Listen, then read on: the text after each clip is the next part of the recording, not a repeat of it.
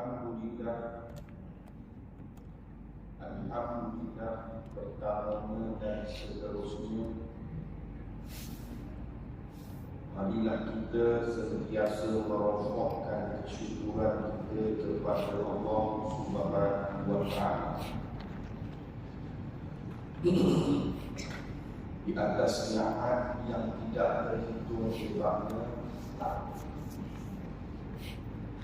nikmat iman, Islam, sekaligus juga yang hadir pada pagi yang penuh barakah ini.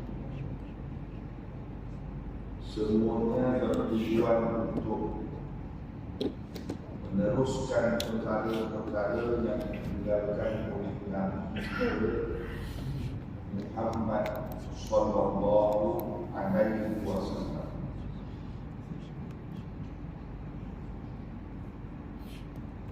Pada pagi ini insya-Allah kita akan menyambung di dalam pembacaan kitab kita, kitab Irsyadul Qari bi Syarhi Mukhtasar Sahih Al-Bukhari. Kitab yang di bawah kelolaan saya, yang kita ambil daripada hadis-hadis Sahih Al-Bukhari rahmatullahi alaihi, dan sudah tentu mengikut jumhur ulama hadis yang paling terbaik selepas daripada Al-Quran Al-Karim adalah hadis Sahih Al-Bukhari rahmatullahi alaihi. Pada pagi ini kita akan membaca hadis dalam bab ini, bab yang ketiga daripada kitab ini, bab tajuk yang besar yang ketiga, dan hadis yang ke-40 menceritakan tentang ilmu. Wa an Muawiyah radhiyallahu anhu qala sami'tu Rasulullah sallallahu alaihi wasallam man yuridillahu bihi khairan yufaqihuhu fid-din wa innama ana qasimun wallahu mu'ti wa lan tazala hadhihi al-a'immatu qa'imatan ala amrillah la yadurruhum man khalafahum hatta ya'tiya amrullah aw kama qala Rasulullah sallallahu alaihi wasallam. Hadis pada pagi ini hadis yang diriwayatkan daripada Muawiyah radhiyallahu anhu, bahawa dia menyatakan, aku mendengar daripada Nabi sallallahu alaihi wasallam, man yuridillahu bihi khairan yufaqihuhu fid-din. Barang siapa yang Allah sentiasa, dia kena terjemah, barang siapa yang Allah sentiasa menghendaki. Kalau kita tengok dalam terjemahan buku, barang siapa yang Allah, barang siapa yang dikehendaki Allah, Allah berkehendak. Tapi kalau ikut buku saya, Fadilatul Syekh Dr. Yusri di buku saya, dia kata man yuridillah, barang siapa yang sentiasa Allah menghendaki baginya. sentiasa dipanggil kalau dalam belajar ilmu bahasa fi'lun mudhari'. Mudhari' ini dipanggil satu perbuatan yang sedang berlaku ataupun sentiasa berlaku. Sedang berlaku atau sentiasa berlaku. Contoh sentiasa berlaku, tadi kita baca dalam sembahyang, kita sebut iyyaka na'budu wa iyyaka nasta'in. Kepada Engkau kami menyembah. Iyyaka, kepada Engkau. Kami dipanggil ismul dhamir. Na'budu dipanggil fi'lun mudhari'. Kepada Engkau kami menyembah. Bila Engkau sembah Tuhan, maka di sini jawapannya kami sentiasa menyembah Tuhan. Sentiasa. Kalau dia kata kami menyembah Tuhan hanya dalam sembahyang, maksudnya akidah dia tak betul. Itu kita kata dalam konteks ayat Al-Quran. Wa iyyaka nasta'in, kepada Engkau kami minta pertolongan. Bila Engkau minta pertolongan kepada Allah, waktu kami berhajat, waktu kami tak berhajat, kami tak minta pun salah. Kerana kita sentiasa memohon kepada Allah. Kita bangun tidur tadi, kita diajar memohon kepada Allah supaya bersyukur. Alhamdulillahilladzi ahyani ba'da ma amatani wa ilaihi nusyur. Kita naik kenderaan yang kita rasa kita dah ada kenderaan yang bagus, kita disuruh minta itu kepada Allah. Subhanalladzi sakhkhara lana hadza wa ma kunna lahu muqrinin wa inna ila rabbina lamunqalibun. Jadi kita diajar supaya sentiasa memohon kepada Allah. Sentiasa ini dipanggil fi'lun mudhari'. Mudhari' yang bermaksud sesuatu perbuatan yang sedang berlaku ataupun sentiasa berlaku. Maka dalam konteks, dalam teks hadis ini disebut man yuridillahu bihi khairan yufaqihu fihi. Barang siapa yang Allah sentiasa menghendaki akan dirinya, khairan yufaqihu fihi, maka orang itu diberikan kefahaman agama. Di sini pula dalam teks ini, di sisi ulama tasawuf, dalilnya disebut oleh guru kami Fadilatul Syekh Dr. Jamal Al-Faruq, seorang ulama di Mesir. Dia menyatakan di sana adanya kalimah yurid dan kalimah murid. Dipanggil yurid dan murid. Yurid ini Allah menghendaki. Yurid, Allah menghendaki. Contoh, Nabi contoh. Dalam Quran Allah memberitahu kepada kita tentang kelebihan di kalangan sahabat Nabi sallallahu alaihi wasallam. Antara sahabat Nabi yang Allah memuliakan mereka itu digelar dengan gelaran as-sabiqunal awwal. Allah gelar mereka dengan gelaran as-sabiqun al-awwal. Kita bukan as-sabiqun al-awwal. Kita di sisi akidah adalah as-sabiqun al-akhir. Allah takdirkan kita menjadi tabi'in pada abad yang ke-14.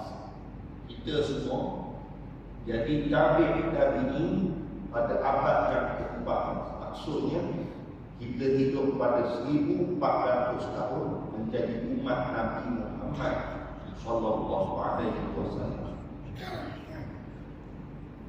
Apa Allah bagi tahu kepada kelompok minal muhajirin wal ansar? Allah kata dekat muhajirin dan ansar, a'adda lahum jannatin tajri tahtaha al-anhar. Allah janji dengan mereka ni, aku sebagai Allah berjanji dengan as-sabiqun ni, muhajirin dan ansar ni, iaitu mereka dibalas dengan balasan syukur. Janji, bukan disebut dibalas, tetapi aku berjanji dengan mereka, a'adda lahum jannatin tajri tahtaha. Aku berjanji dengan mereka bahawa mereka ini dibalas, bahawa mereka ini syurga bagi mereka. Kerana apa? Bi-ihsanin. Kerana ihsan yang ada pada mereka ini sangat tinggi. Ihsan kalau kita faham ihsan, dia tak boleh baca macam begitu je, dia kena faham teks. Ihsan tu apa maksud ihsan? An ta'budallaha ka'annaka tarahu. An ta'budallaha, bila kami sembahyang, kami menyembah Engkau, ka'annaka tarahu, seolah-olah kami sedang melihat Engkau, seolah-olah. Dan kita ramai-ramai, siapa berani boleh mengatakan diri yang pagi tadi, sekejap tadi sembahyang subuh, kita kata kita ni sembahyang subuh seolah-olah kita ni melihat Allah. Ada tak? Ada tak? Kalau ada, maka kita pakai minta air nawar. Maksudnya kita tak ada. Sebab tu dipanggil ihsan yang sangat tinggi kan sahabat. Ka'annaka tarahu. Dia sembahyang seolah-olah dia melihat Allah. Seolah-olah bukan nampak Allah, seolah-olah. Kita sembahyang subuh, dalam kepala kata, ini apa imam baca? Panjang ini kita betul. Macam mana kita kata seolah-olah kita melihat Allah? Ini kita bukan saya kata tuan-tuan, kita kata keadaan kita pada hari ini sama saja. Tak kisah imam ke ustaz ke apa pun. Cuma kalau mungkin kalau ada lebih sikit rezeki bagi dia. Sebab itu kita mengatakan yuri dan murid. Yuri dan murid. Yuri, Allah menghendaki bagi diri. Allah menghendaki bagi diri. Itu dipanggil yuri. Imam Al-Ghazali, Hujjatul Islam, dalam mazhab Syafi'i, Hujjatul Islam. Antaranya Imam An-Nawawi, Hujjatul Islam. Antaranya Imam Al-Ghazali, Hujjatul Islam, seorang ulama yang sangat tawadhu. Imam Ghazali pada asalnya dia merupakan ulama fiqh. Imam Al-Ghazali dia cuba nak mengaji, nak belajar ilmu tasawuf, cuba nak belajar ilmu tasawuf, masuk dekat pengajian tasawuf, lepas tu dia lagi. Lepas tu Imam Al-Ghazali dia masuk kali kedua, lepas tu dia lagi. Dan Imam Al-Ghazali masuk kali ketiga, takdir Allah bisu. Tak boleh cakap. Tak boleh cakap. Ini kita kata Allah membuka hijab. Kita Allah nak buka hijab. Ada orang yang bila berbicara Allah membuka hijab pagi ini. Cuma nak sebut pagi ini kata apa ni? Allah buka hijab. Allah buka hijab ni sampai pergantungan dirinya tidak ada pada makhluk. Allah buka hijab. Maka sampai Imam Al-Ghazali itu bisu. Setengah cerita kata 6 bulan dia tak boleh bercakap dengan Allah. Jadi inilah yang kita kata man yuridillah, barang siapa yang Allah sentiasa menghendaki bagi diri. Allah sentiasa menghendaki bagi dirinya. Siapa dia? Yufaqihu, maka sentiasa bagi diri diberikan kefahaman ad-din, agama. Yufaqihu ay yu'allimu, faham tapi tak beramal, tak boleh. Ada orang kata, oh di sini orang yang Allah kehendaki bagi dirinya yang terbaik adalah orang yang faham agama. Orang tanya dia, siapa orang faham agama? Oh, dalam hati ini nanti dulu dekat imam, dekat ustaz, dekat tempat kampung. Itu sebabnya kita baca teks hadis jangan baca dengan zahir. Bukan baca hadis mengikut kehendak kita, tetapi kita membaca hadis dengan mengikut kehendak yang disuruh oleh ulama. Kalau kita baca yuridillah, Allah menghendaki, sentiasa Allah menghendaki bagi dirinya akan kebaikan, dengan syarat apa dia? Dia diberi kefahaman. Siapa beri faham? Tak kita. Siapa beri faham? Allah beri faham. Allah Ta'ala beri faham.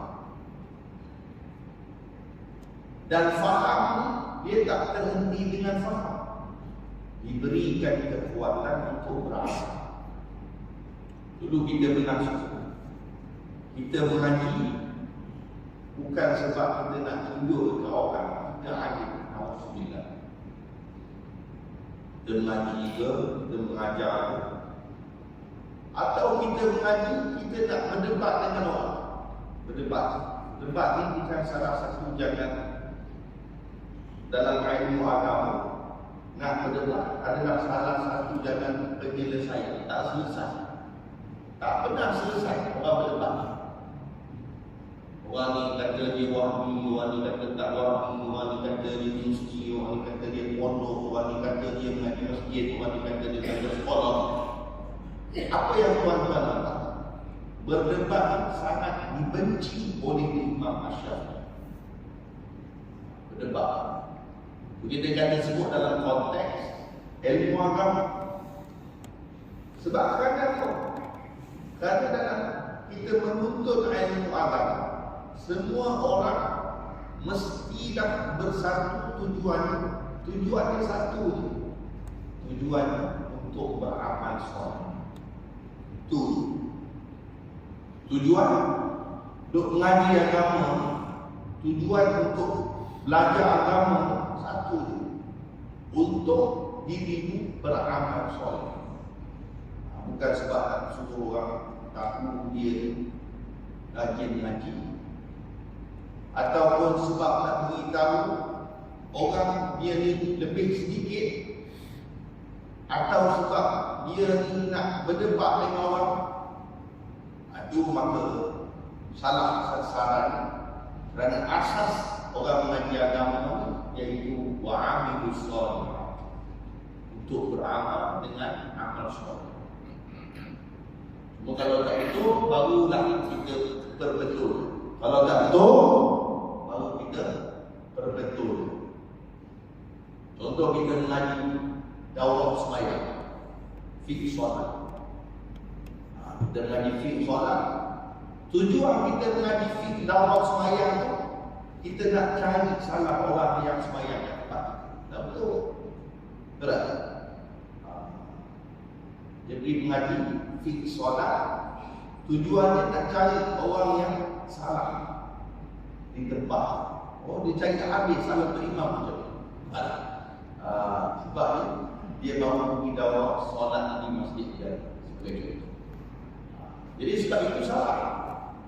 Maka tujuan mengaji agama itu adalah tujuannya apa? Beramal soleh. Tapi kalau takdir dia nampak salah, baru betul, baru diperbetulkan, bukan dia pergi cari. Aku baru belajar daurah sembahyang tadi dekat masjid dia ada.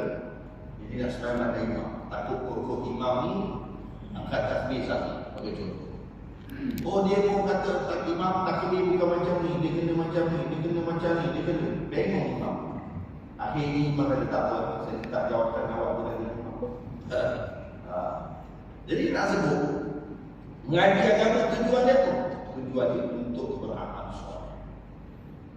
Maka di kalangan mereka itu, siapakah dalam konteks hadis ini yang Allah kehendaki bagi dirinya dan mereka diberi kefahaman dan diberi kekuatan untuk beramal, maka sudah tentu adalah mereka yang hidup di zaman yang mana pemimpinnya paling soleh, pemimpinnya paling soleh, dan anak-anaknya, pengikut-pengikutnya orang-orang soleh, dan majoritinya soleh. Zaman mana itu? Zaman Nabi Muhammad sallallahu alaihi wasallam. Maka zaman Nabi yang tidak soleh itu minoriti. Allah takdirkan sahabat Nabi lelaki dan perempuan sama dengan jumlah nabi-nabi dan rasul-rasul. Jumlah nabi-nabi dan jumlah rasul-rasul seramai 124,000. Jumlah di kalangan sahabat lelaki dan perempuan Allah takdirkan 124,000, sama dengan jumlah nabi-nabi dan rasul-rasul. Cuma yang dapat pangkat sahabat ini 124,000, 400 orang Allah tarik title 124,000 Allah tarik title sahabat itu 400 orang. Kenapa Allah tarik? Kerana ada yang menjadi munafik dan ada yang murtad. Maksud tinggal berapa? 123,600. 123,600 majoriti lagi. Majoriti lah. Majoriti. Kita hari ini duduk di zaman minoriti. Kita ni duduk datang masjid, sekali kita tengok ramai. Sebenarnya kita duduk dalam zaman minoriti orang ramai. Kajian yang dibuat oleh Majlis Agama Islam Selangor, tak sampai 5% pun orang Islam mendirikan semayang hari ini. Maka tak usah cerita bab lain, kita cerita semayang. Maka semayang itu hanyalah kelompok yang kecil. Kalau nak cerita bab lain lagi berat, lebih besar. Jadi hakikatnya, sifirnya Allah tidak akan menjadikan zaman itu zaman yang terbaik, dipimpin oleh orang yang paling baik, sedangkan di bawah ramai orang yang tidak baik. Sebab tu kata Tuan Guru Ismail Semanjang, dia kata zaman ini bukan lagi zaman berkat, bukan zaman berkat. Bukan dipanggil zaman ini zaman berkat. Zaman ini bukan zaman ini di tempat kita, seluruh dunia dipanggil zaman mengutip saki baki berkat. Kita hanya mengutip saki baki berkat. Itu realiti. Maka nak cari kelompok yuridillahu bihi khairan yufaqihu fiddin. Dan Nabi menyebut wa innama ana qasimun wallahu yu'ti. Dan sesungguhnya akulah orang yang membahagi-bahagikan ilmu. Wallahu yu'ti. Kerana Allah berikan ilmu kepada aku. Imam Izzuddin Abdul Salam, dia pecahkan ilmu ini kepada empat. Satu, dipanggil ilmu di kalangan manusia biasa. Manusia biasa ini macam saya, tuan-tuan, manusia biasa. Dipanggil ilmu ma'rifatul ulum. Ilmu apa dia? Ma'rifatul ulum. Ilmu ulum, ilmu yang kita mengaji tauhid, mengaji fiqh, mengaji tasawuf, mengaji tafsir, mengaji hadis, kan? Maka itu dipanggil ma'rifatul ulum. Dan kemudian naik sedikit dipanggil ma'rifatul al-awalim. Ma'rifatul al-awalim, mengenal dunia. Kita tak kenal dunia ni. Apa yang berlaku kepada dunia ni kita tak tahu. Cuma kita boleh ambil contoh yang disebut oleh orang-orang yang telah pergi menghadap Allah Subhanahu wa taala. Antaranya saya selalu dengar ceramah Fadilatul Syekh Dr. Said Ramadan Al-Muti. Antara yang kita boleh ambil contoh, setiap pengajaran yang disebut dan selepas itu pasti berlaku. Dia beritahu kepada masyarakat. Dia kata, "Hei masyarakat, janganlah kamu berperang dengan rakyat. Bertakwalah kamu kepada Allah. Bahawa aku mimpi jumpa Nabi SAW. Kalau kamu tak berbaik dengan rakyatmu, berperang, kamu perang, kan masyarakat. Dia serang rakyat Syria, dia presiden Syria, serang rakyat dia. Maka nanti ada kuasa luar akan masuk di negara ini dan tidak ada kesudahan." Betul kan? Dan dia geram dengan Syekh Dr. Said Ramadan perkataan tersebut. Dan bila jadi macam tu, dia tengok Dr. Said Ramadan mengajar dalam masjid, dia ajak orang supaya bom Dr. Said Ramadan, mati Dr. Said Ramadan. Itulah sebut. Dan apa yang disebut oleh Fadilatul Syekh Almarhum Dr. Said Ramadan itu hebat. Dia ni Syekh Dr. Said Ramadan mengajar tasawuf di Masjid Umawi daripada tahun akhir 20. Masjid Umawi dekat Syria, ya. Dia mengajar apa?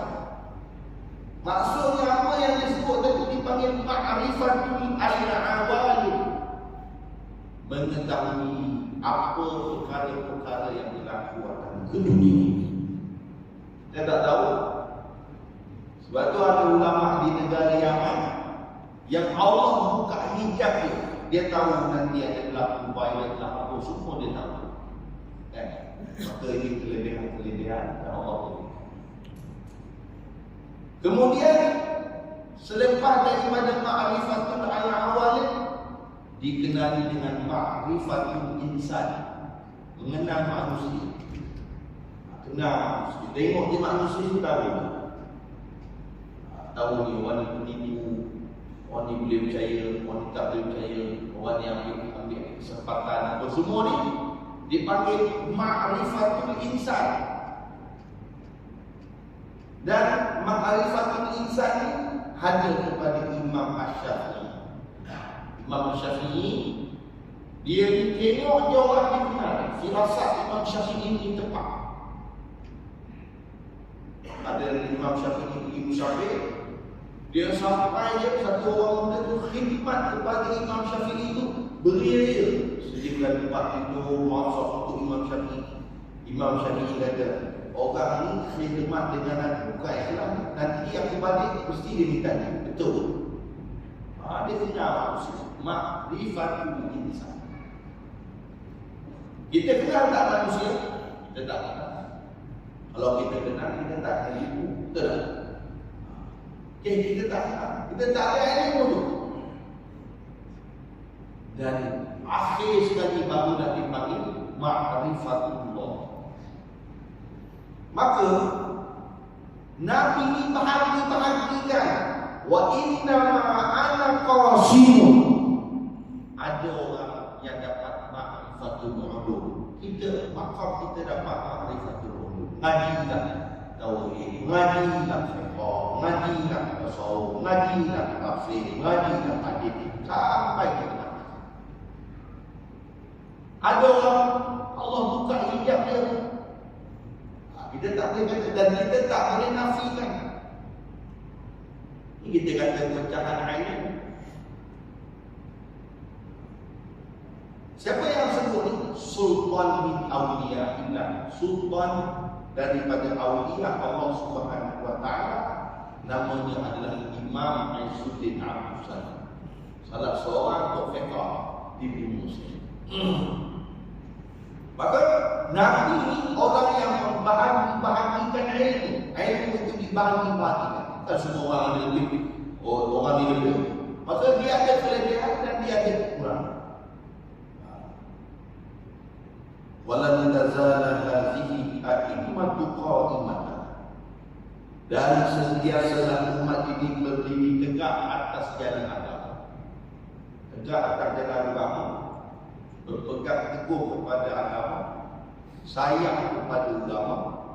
Sayang kepada agama ini lebih daripada diri sendiri.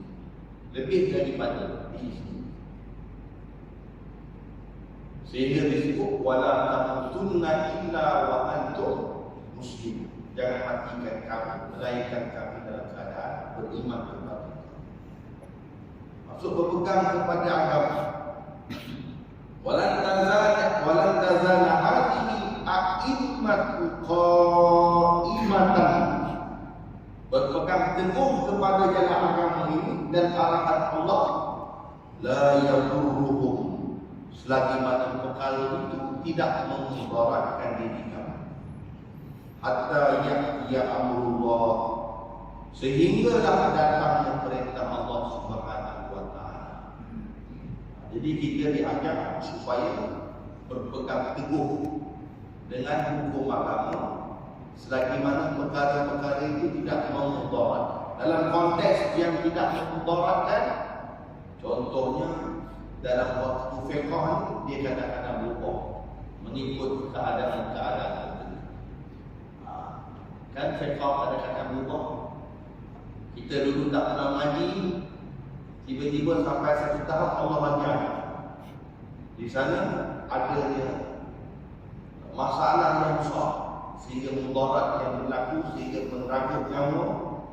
Asalnya sembahyang Jumaat wajib, pegang teguh sembahyang Jumaat wajib sampai bila-bila, sehingga perkara yang tidak memudaratkan kamu tiba-tiba bagi mudarat besar, sembahyang Jumaat tak wajib. Ya. Jadi itu sebagai contoh. Jadi nak memberitahu hatta ya'tiya amrullah, sehingga datang arahan-arahan yang diajar oleh Nabi dan yang mana amalan itu datangnya daripada Allah Subhanahu wa Ta'ala. Maka mudah-mudahan Allah Ta'ala berikan perkongsian pada pagi ini. Allah kira dengan satu amal soleh, insyaAllah.